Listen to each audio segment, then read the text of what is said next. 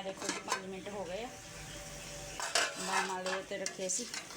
मैं देखो माशाल्लाह करेले प्याज अपने तैयार हो गए। देखो कलर कितना प्यारा आया, खुशबू भी माशाल्लाह इन्नी सोहनी आंदी है। तो करेले प्याज अपने तैयार हो गए। तो नाल ही हुण आपां धनिया पा देना कट के। देखो पानी च भेंडा सी ना, ये कुट के निचोड़ के पाता आप हम। तो देखो जी हम आप इन्हों मिक्स कर लेना, हिला लेना। हिला लिया,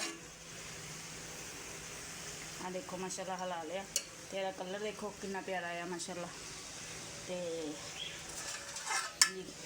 करेले प्याज अपने तैयार हो गए।